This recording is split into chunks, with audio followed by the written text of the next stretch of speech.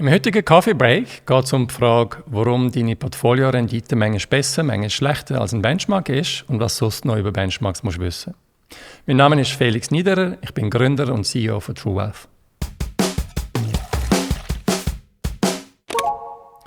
Du kennst sicher Benchmarks wie der SMI oder der SPI oder der S&P 500, Eurostoxx und so weiter. Es gibt ganz viele.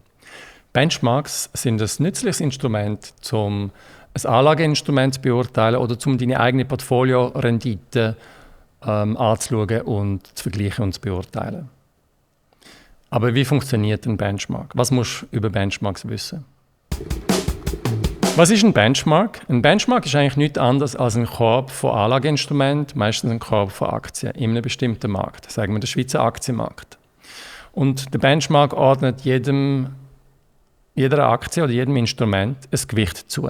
Meistens wird das Gewicht auf der Basis von der Marktkapitalisierung vom entsprechenden Unternehmen berechnet. Das sorgt dafür, dass grosse Unternehmen stärker vertreten sind und kleine Unternehmen sind weniger stark im Benchmark vertreten. Gibt natürlich aber auch viel mehr von den kleinen. Jeder Benchmark hat auch eine theoretische Rendite und die wird relativ einfach ausgerechnet. Eigentlich ist es einfach nur eine Gewichtung mal Preisveränderung von der Aktie und je nachdem wird auch noch Dividenden hineingerechnet. Und da siehst du auch schon, es gibt verschiedene Typen von Benchmarks. Es gibt Preis-Benchmarks und es gibt sogenannte Total Return Benchmarks. Ein Benchmark ist nicht nur ein Korb von Aktien, man kann für jeden Benchmark auch eine Rendite berechnen. Und das kann man schon auf unterschiedliche Art und Weise machen. Es gibt den sogenannten Preis-Return Benchmark und da werden Dividenden nicht mit berücksichtigt. Im Gegensatz zum sogenannten Total Return Benchmark, und da werden Dividenden oder, wenn es um Obligationen geht, der Coupon, also der Zins, wird berücksichtigt. Wir finden, man muss unbedingt einen Total Return Benchmark verwenden. Ein reiner Preis-Benchmark ist eigentlich ein falscher Vergleich, der macht den Vergleich viel zu einfach. Wir wissen alle, dass der Staat auch Quellensteuer einfordert bei Dividenden und bei Zinsauszahlungen.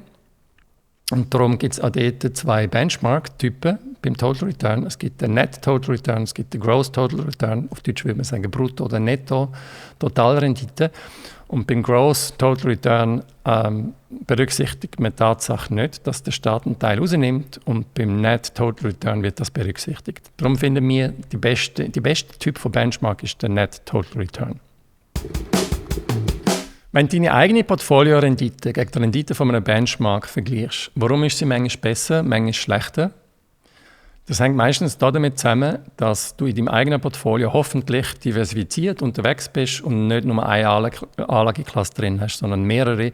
Und auch innerhalb von der Anlageklasse, sagen wir Aktien, nicht nur in einer Region bist. Nicht nur eine Schweizer Aktie als Beispiel. Aber die meisten Benchmarks, und man sagt denen auch Indizes oder Marktindizes, sind genau wie eine Anlageklasse gemacht, wie am Beispiel vom SMI oder vom S&P 500. Und darum, ein Markt läuft mal schlechter oder läuft mal besser. Und aus dem ergeben sich relativ grosse Unterschiede zwischen dem diversifizierten Portfolio und einem einzelnen Benchmark. Die Rendite von einem Benchmark gibt es nur in der Theorie. In der Praxis gibt es die Rendite so nicht.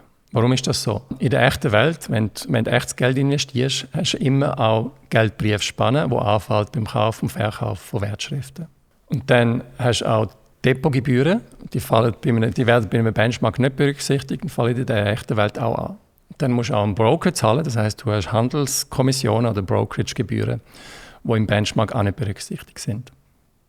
Der Staat will auch etwas. Der Staat nimmt sich in der Schweiz oft auch eine Stempelsteuer raus, die anfällt im echten Leben, im echten Portfolio. Im Benchmark ist sie nicht berücksichtigt. Und die ganze Portfolio-Umsetzung muss ja irgendjemand machen und das muss auch gezahlt werden. Und das sind Portfolio-Management-Gebühren oder Vermögensverwaltungsgebühren und die sind natürlich in einem Benchmark auch nicht berücksichtigt. Sprich, ein Benchmark ist wirklich ein theoretisches Konstrukt, das sehr hilfreich ist. Du musst aber einfach im Kopf behalten, dass in der Realität du immer noch mehr Kosten wirst haben, auch wenn sie so klein wie möglich willst halten, aber sie sind nicht ganz auf Null zu bringen. Und ein Benchmark hat es nicht drin. Zusammengefasst, warum wirst du immer einen Unterschied zwischen deinem eigenen Portfolio und einem Benchmark sehen? Erstens, Benchmark ist eine theoretische Grösse. Alle Kosten, die du in der echten Welt hast, sind dort nicht drin. Der zweite Grund ist, Ein Benchmark ist fast immer genau eine Anlageklasse, ein Markt. Und in deinem Portfolio hast du hoffentlich nicht nur einen Markt drin, sondern du hast verschiedene und du hast auch verschiedene Anlageklassen drin. Und mal wird die eine Anlageklasse und die, gut laufen und die andere weniger und mal wird es umgekehrt sein. Und im Benchmark hast du einfach immer nur eine.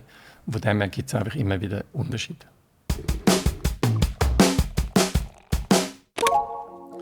Was ist eigentlich der Benchmark für einen guten Kaffee? Hinterlassen wir einen Kommentar oder schreiben wir wie immer auf felix@truewealth.ch. Vielen Dank und bis zum nächsten Kaffee.